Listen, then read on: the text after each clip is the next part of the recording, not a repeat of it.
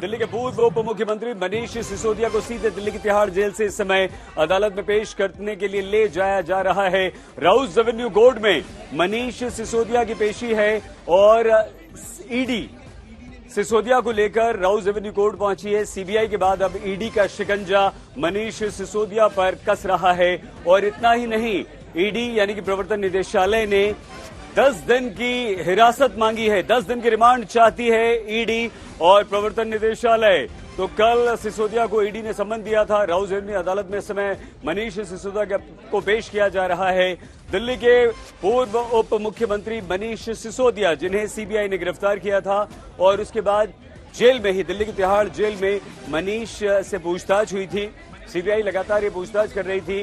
हालांकि पहले मनीष को 4 दिन की सीबीआई की रिमांड मिली और उसके बाद मनीष सिसोदिया को अदालत ने जेल भेज दिया था क्योंकि सीबीआई ने रिमांड नहीं मांगी थी। लेकिन अब इस समय मनीष सिसोदिया को अदालत में पेश करने के लिए प्रवर्तन निदेशालय की टीम लेकर जा रही है और इतना ही नहीं, प्रवर्तन निदेशालय ने 10 दिन की रिमांड भी मांगी है। संजय शर्मा हमारे संवाददाता सीधे राउस रेवेन्यू कोर्ट से हमारे साथ हैं। संजय, बताइए क्या चल रहा है?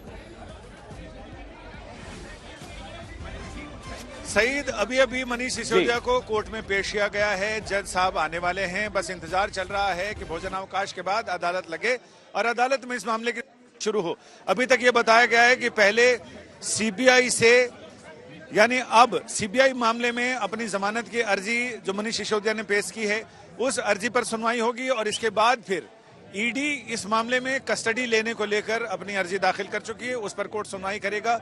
यह भी हो सकता है कि कोर्ट तय करे कि पहले कौन सी अर्जी पर सुनवाई करे, मनीष सिसोदिया की अर्जी पर या फिर पहले ईडी की अर्जी पर। लेकिन हमें उम्मीद यह लग रही है कि पहले ईडी की अर्जी पर सुनवाई होगी, क्योंकि उसके बाद फिर यह कोर्ट तय करेगा कि सीबीआई मामले में इनको जमानत दी जाए या नहीं, जिसके की संभावनाएं बहुत क्षीण है। ऐसे में अगर मनीष सिसोदिया को अगर ऐसा अपन मान लेते हैं कि उनको सीबीआई मामले में जमानत मिल भी जाती है तो ईडी वाले मामले पर कोई असर नहीं होगा। हाँ, मनीष सिसोदिया के लिए थोड़ी सी राहत हो सकती है कि एक हर्डल उन्होंने पार कर लिया और उसके बाद भविष्य में जब भी ईडी वाले मामले में, ईडी के एफआईआर के मामले में जब उन्हें जमानत मिलेगी तो वो तुरंत जेल से बाहर आ जाएंगे, फिर उन्हें सीबीआई वाले मामले में इंतजार नहीं करना पड़ेगा। यानी कुल मिलाकर ये लालू यादव वाला ऐसा मामला जिसमें चारा घोटाले के 15 केस थे, जब तक 15वें केस में जमानत नहीं होगी तब तक लालू बाहर नहीं आए थे। कुछ ऐसा ही मामला इसमें भी है। दो मामले चल रहे हैं, ईडी और सीबीआई का। ईडी के मामले में, सीबीआई के मामले में अगर जमानत आसानी से मिल भी जाती है तो ईडी के मामले में जमानत आसानी से मिलती नहीं। पीएमएलए यानी prevention of money laundering act का मामला है, तो ऐसे में इसके प्रावधान भी सख्त हैं। क्योंकि हम सीधे संजय ये माने कि जिस तरह से सत्येंद्र जैन लगातार जेल में है, उसी तरह से मनीष सिसोदिया का भविष्य भी आप देख रहे हैं।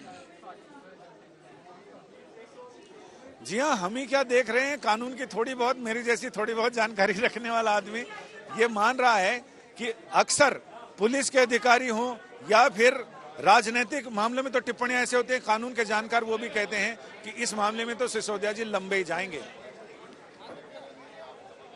सिसोदिया लंबे ही जाएंगे। और इस समय राजीव, मुनीष पांडे भी हमारे संवाददाता हमारे साथ जुड़ गए, उनका सीधा रुख करते हैं। मुनीष, अब ईडी भी 10 दिन की बताया जा रहा है कि रिमांड की मांग करने वाले हैं, क्या तैयारियां ईडी की?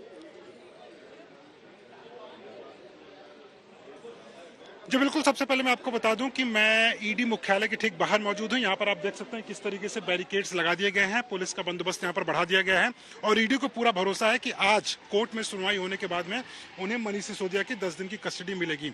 ईडी के पास में पूरा अधिकार है कि वो कोर्ट से गुजारिश कर सकते हैं कि 14 दिन तक वो मनीष सिसोदिया को अपने पास में रखना चाहते हैं, लेकिन फिलहाल के लिए पहली कस्टडी की उन्होंने मांग 10 दिन की है। लेकिन देखिए, ईडी का इस पूरे मामले में आना और मनीष सिसोदिया पर शिकंजा कसना ये क्यों मुश्किल हो जाता है आम आदमी पार्टी और मनीष सिसोदिया के लिए, क्योंकि देखिए अभी तक इसके पहले सीबीआई जब मामले की जांच कर रही थी तो वो 3 धाराओं के तहत कर रही थी। राजनीतिक षड्यंत्र में मनीष सिसोदिया की पेशी हुई है। मुनीष, जैसा कि आप जानकारी दे रहे हैं, उसके साथ ही साथ जैसा संजय और जिक्र कर रहे थे कि क्या जो 2 अर्जी है, जमानत याचिका पर भी है और ईडी की अर्जी, दोनों में कौन सी अर्जी जो पहली सुनी जाएगी कोर्ट में? आपको बता दें, ईडी को लेकर, यानी ईडी ने जो अर्जी दाखिल की है पहले उस पर सुनवाई होगी और उसके बाद ये कोर्ट तय करेगा कि जमानत सीबीआई के पूरे मामले पर मनीष सिसोदिया को राहत मिलती है या नहीं मिलती है। लेकिन ईडी अपनी तैयारी पर है। ईडी का लगातार कहना है कि जांच में सहयोग नहीं कर रहे थे, तो ईडी के रिमांड पर अर्जी की सुनवाई शुरू हो चुकी है। संजय अपडेट के साथ लगातार हमारे साथ जुड़े। संजय, जैसा आप कह रहे थे वैसा ही कुछ होता हुआ, ईडी की अर्जी पर पहले सुनवाई। जी हाँ, बिल्कुल। मनीष सिसोदिया के वकीलों ने कहा कि वो आर्ग्यूमेंट करने को तैयार हैं अपनी बेल एप्लीकेशन पर, लेकिन जज एम.के. नागपाल ने साफ कहा कि पहले ईडी के अर्जी पर सुनवाई होगी। ईडी 10 दिनों की रिमांड की बात कह रहा है और ईडी की रिमांड पर यानी इन्फोर्समेंट डायरेक्टरेट ने अपनी तरफ से बहस करना शुरू कर दी है और ये तय हो गया है कि पहले ईडी की अर्जी पर यानी हिरासत की अर्जी पर सुनवाई होगी, फिर जमानत की अर्जी पर सुनवाई होगी। यानी जैसा हमने अंदेशा जताया था वैसा ही वैसा हो रहा है।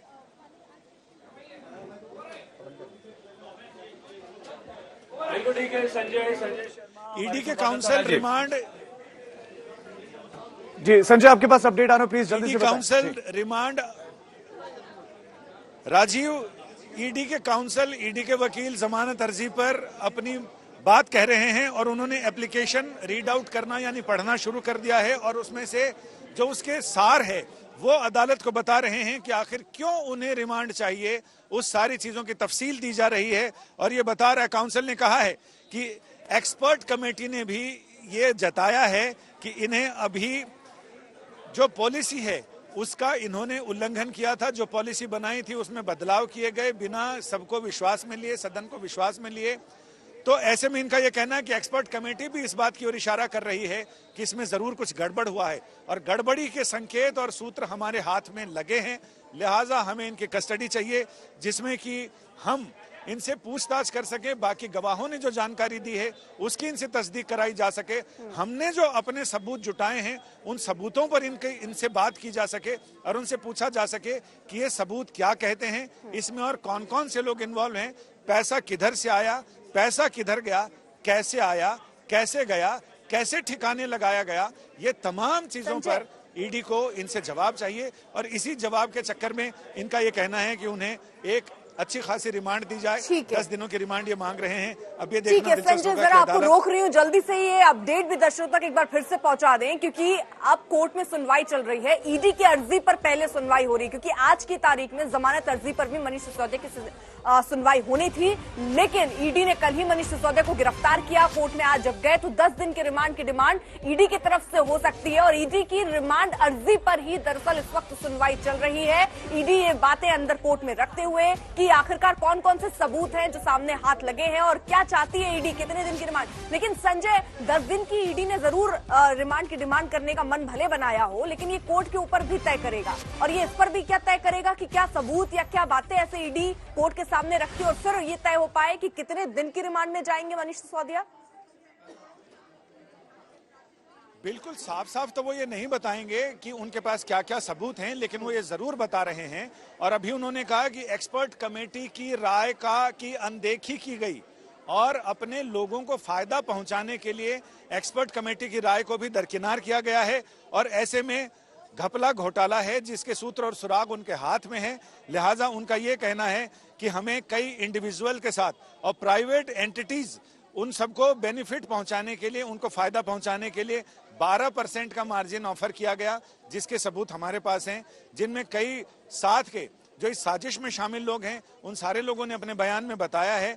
तो ऐसे में वो ये जान रहे हैं, वो ये कह रहे हैं कि ये जो मार्जिन बढ़ाया गया, मुनाफे का मार्जिन, वो अपने लोगों को फायदा पहुंचाने के लिए बढ़ाया गया। एक्सपर्ट कमेटी राय को नजरअंदाज किया गया और इसके साथ ही जो बाकी अन्य इस पूरे मामले में शामिल हैं आरोपी, उन लोगों ने जो बयान दिया है उस बयान की तस्दीक इस आरोपी नंबर 1 से करानी जरूरी है। इन्हें कई जगह ले जाया जाएगा, आरोपियों के साथ आमना सामना कराया जाएगा। वो सारे आरोपी जो अभी जेल में बंद हैं, तिहाड़ में बंद हैं, हो सकता है कि अगली पूछताछ भी तिहाड़ में ही हो, क्योंकि सारे लोग तिहाड़ में हैं। वहीं एक जगह सुरक्षित रखी जाएगी, ईयर मार्क की जाएगी और वहीं सारे लोगों का कन्फ्रंटेशन कराया जाएगा।